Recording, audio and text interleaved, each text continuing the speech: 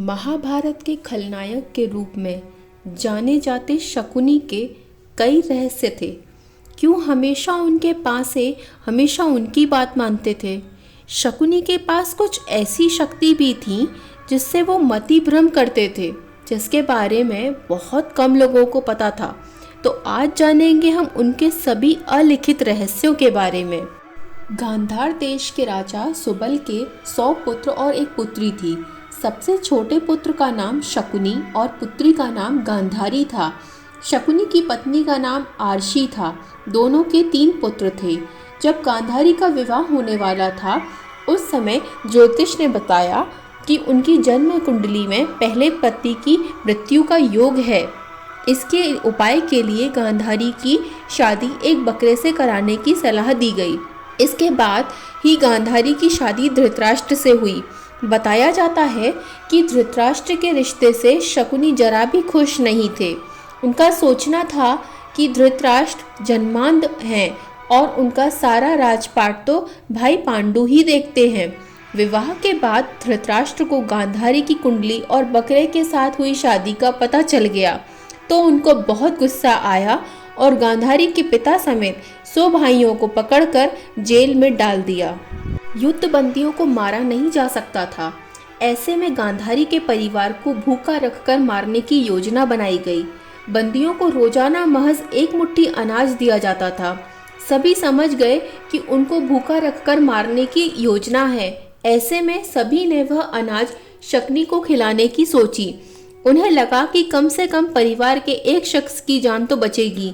शकुनी के पिता ने मरने से पहले उससे कहा कि मेरे मरने के बाद हड्डियों से पासा बनाना। ये पासे हमेशा तुम्हारी आज्ञा मानेंगे। तुमको जुए में कोई नहीं हरा सकेगा। परिवार के मौत के बाद शकुनी के मन में धृतराष्ट्र के प्रति गहरी बदले की भावना जल रही थी। इस घाव को मैं तब तक भरने नहीं दूंगा जब तक हस्तिनापुर का विनाश न कर दूं। हालांकि बोलने और व्यवहार में चतुर शकुनी अपनी चालाकी से बाद में जेल से छूट गया और दुर्योधन का प्रिय मामा बन गया। और शकुनी ने इन्हीं पासों का इस्तेमाल कर बदला लेने की योजना बनाई थी। उसने दुर्योधन को मोहरा बना लिया था और पांडव को परेशान करने की हर योजना में दुर्योधन का मार्गदर्शन करता रहा। शकुनी जानता था कि जो रास्ता वो दिखा रहा है उससे एक दिन कौरव और पांडवों के बीच भीषण युद्ध होगा और कौरव की हार भी होना निश्चित थी, जिससे वो अपने उद्देश्य को पूरा कर लेगा। उसने दुर्योधन के मन में यह बात डाल दी थी कि हस्तिनापुर पर सिर्फ कौरव का अधिकार है, अतः पांडवों को रास्ते से हटाने के लिए उनकी हत्या करनी होगी।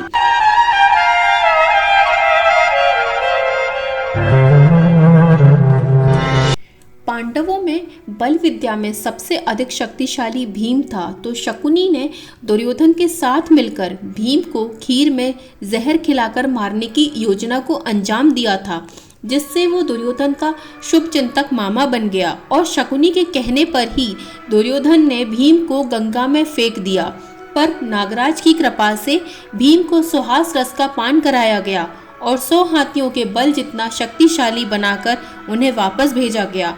और यहीं से वास्तव में कौरव और पांडव के बीच पहली दरार डालने में शकुनी कामयाब हुआ था। मैं गंधार छोड़ बिन कारण ही हस्तिनापुर में नहीं पड़ाऊंगा। मेरे एक लक्ष्य ने मुझे हस्तिनापुर से बांध रखा है। बहुत से विद्वानों का मत है कि शकुनी के पासे हाथी दांत के बने हुए थे, लेकिन शकुनी मायाजाल और सम्मोहन में महारथी था। पासे फेंकने के बाद कई बार वह पांडवों के पक्ष में होते थे, लेकिन शकुनी की मायाजाल से उन्हें लगता था कि वे हार गए हैं। बता दें कि महाभारत युद्ध के आखिरी दिन 18वें दिन शकुनी मामा का वध सहदेव ने किया था। अब मैं